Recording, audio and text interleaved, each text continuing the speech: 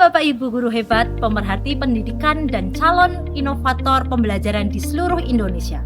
Pada kesempatan kali ini, saya, Wahyu Marliani, guru IPA dari SMP Negeri 2 Kedung Muni, akan berbagi sebuah praktik baik pembelajaran IPA SMP yang dirancang secara inovatif, kontekstual, dan berorientasi pada perkembangan kompetensi siswa abad ke-21.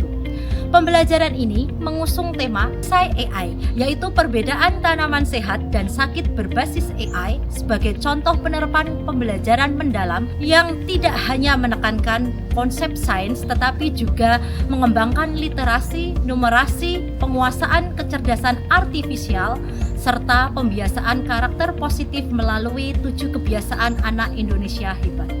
Kegiatan pembelajaran ini dilaksanakan karena adanya tantangan nyata dalam dunia pendidikan saat ini.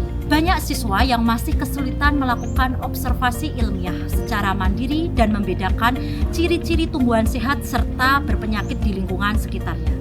Padahal tumbuhan memiliki peran vital sebagai produsen dalam ekosistem, sumber oksigen, dan penopang kehidupan manusia serta makhluk hidup lainnya. Namun, pemahaman tersebut seringkali hanya berhenti pada teori dalam buku, tanpa memberikan pengalaman autentik kepada siswa untuk menemukan langsung permasalahan nyata di lingkungannya. Pada era digital saat ini, teknologi berkembang dengan sangat cepat. Proses belajar seharusnya tidak lagi terpaku pada papan tulis dan LKS semata, melainkan harus memberikan akses siswa untuk mengeksplorasi teknologi yang dapat membantu mereka berpikir secara ilmiah dan menyelesaikan masalah. Salah satu teknologi yang kini banyak digunakan cerdasan artifisial atau artificial intelligence. Teknologi AI mampu menganalisis citra tumbuhan untuk mendeteksi jenis penyakit atau gejala kerusakan tanaman secara akurat. Pengenalan teknologi seperti ini sangat penting untuk menyiapkan siswa menjadi generasi yang siap menghadapi perubahan zaman. Selain itu, pembelajaran ini dirancang untuk membantu siswa mengembangkan literasi sains dan literasi digital, yakni kemampuan mencari dan memahami informasi dari berbagai sumber, serta numerasi yakni kemampuan mengolah dan menginterpretasikan data hasil pengamatan. Semua itu dikemas dengan pendekatan pembelajaran berbasis permasalahan dan penelitian kecil mini research sehingga siswa terlibat aktif serta memiliki rasa kepemilikan terhadap pembelajarannya. Yang tidak kalah penting, pembelajaran ini menyatu dengan 7 kebiasaan anak Indonesia hebat, yaitu bangun pagi, beribadah, berolahraga, makan sehat dan bergizi, gemar belajar, bermasyarakat, dan tidur cepat. Video praktik baik ini akan menggambarkan tahapan pelaksanaan pembelajaran mulai dari perumusan masalah, kegiatan observasi, pengukuran data, penerapan AI, kolaborasi antar siswa, hingga penilaian dan refleksi hasil belajar.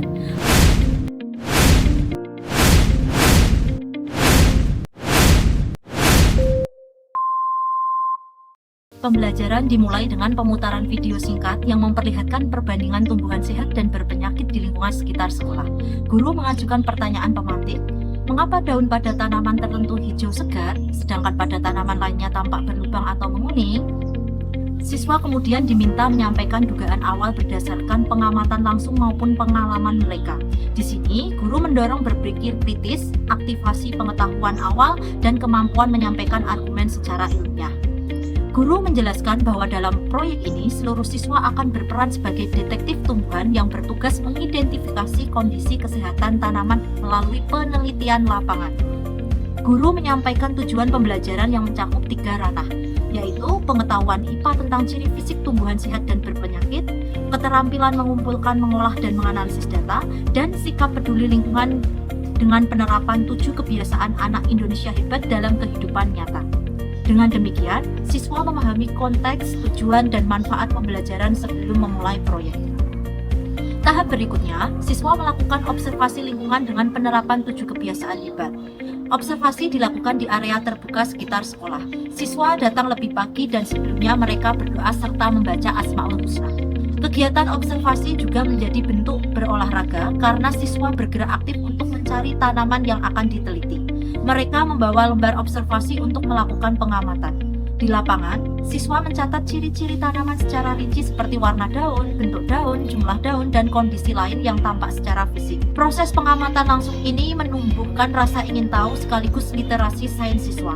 Setelah selesai di lapangan, siswa kembali ke kelas dan makan bergizi sehat untuk mengembalikan energi. Guru mengaitkan hal ini dengan pentingnya nutrisi pada tumbuhan, menciptakan hubungan antara praktik hidup sehat pada manusia dengan kesehatan makhluk hidup lainnya. Selanjutnya, siswa melakukan analisis data dengan membuat tabel pengamatan, grafik pertumbuhan, dan perbandingan kondisi antara tanaman. Dari grafik yang mereka buat, siswa belajar mengenali indikator pertumbuhan yang tidak normal pada tanaman yang sakit. Misalnya pertumbuhan tinggi yang stagnan atau jumlah daun menurun dari waktu ke waktu. Mereka juga menuliskan hipotesis awal penyebab penyakit berdasarkan pola data. Guru memberikan bimbingan tentang membaca grafik dan menafsirkan data sehingga kemampuan numerasi siswa benar-benar berkembang. Memasuki bagian yang lebih inovatif, siswa diarahkan untuk mengambil foto daun dan memasukkannya ke dalam aplikasi kecerdasan artifisial yang dapat menganalisis gejala penyakit di daun seperti bercak hitam, klorosis, atau lubang akibat serangga. Aplikasi AI akan memberikan jenis penyakit atau gejala kerusakan, penyebab umum, tindakan pencegahan atau perawatan. Siswa kemudian mencocokkan hasil AI dengan data observasi mereka. Di sini terjadi proses validasi ilmiah, pemahaman berbasis bukti, dan kolaborasi antar manusia dan teknologi. Guru menjelaskan bahwa AI tidak menggantikan kemampuan manusia, tetapi menjadi alat bantu yang memperkuat kemampuan analisis. Siswa merasa antusias karena teknologi yang biasanya mereka gunakan hanya untuk hiburan kini berperan dalam penelitian ilmiah mereka. Setelah semua data dianalisis, siswa bekerja dalam kelompok untuk membuat poster digital hasil temuan dan presentasi lisan di depan kelas.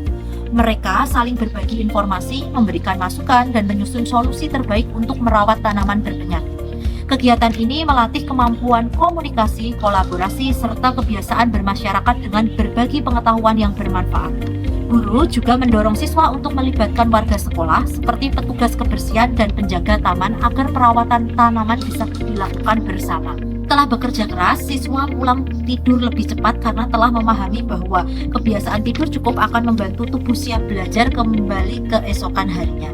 Dengan demikian, ketujuh kebiasaan anak Indonesia hebat betul-betul terintegrasi dalam perjalanan pembelajaran dari awal hingga akhir. Di akhir kegiatan, guru tidak hanya menilai hasil akhir berupa poster, tetapi juga menilai keterlibatan siswa dalam observasi, ketelitian dan akurasi data, kemampuan kolaborasi serta presentasi, sikap ilmiah dan karakter positif selama proses pembelajaran. Guru memberikan ruang refleksi kepada siswa dan memancing dengan beberapa pertanyaan. Melalui pembelajaran berbasis masalah perisai AI, siswa telah memperoleh pengalaman belajar yang mendalam, menyenangkan, sekaligus berorientasi pada pengembangan kompetensi masa depan. Manfaat yang diperoleh antara lain: pertama, siswa mampu membedakan tumbuhan sehat dan berpenyakit dengan bukti ilmiah. Yang kedua, literasi dan numerasi meningkat nyata melalui observasi, analisis data, dan pembuatan grafik. Ketiga, siswa mengenal dan memanfaatkan kecerdasan artifisial untuk pemecahan masalah nyata. Keempat, 7 kebiasaan anak Indonesia hebat berhasil dipraktikkan dalam kehidupan sehari-hari. Kelima, nilai karakter seperti kerjasama, kepedulian lingkungan, rasa ingin tahu, dan tanggung jawab berkembang dengan baik. Yang paling penting, pembelajaran ini mengajarkan bahwa ilmu pengetahuan bukan hanya untuk diketahui, tetapi untuk digunakan membantu kehidupan dan menjaga keberlanjutan alam. Saya berharap praktik baik ini dapat menjadi inspirasi bagi para guru di seluruh Indonesia dalam merancang pembelajaran yang bermakna, kontekstual, kreatif, menginterpretasikan teknologi, dan membangun karakter siswa. Mari bersama-sama terus berinovasi dan menghadirkan pembelajaran yang membentuk generasi masa depan yang cerdas, berdaya saing, dan berakhlak mulia. Terima kasih telah menyimak video praktik baik ini. Semoga menjadi manfaat dan motivasi bagi kita semua untuk terus bergerak memajukan pendidikan Indonesia. Sampai jumpa pada inovasi pembelajaran berikutnya. Salam untuk guru hebat Indonesia.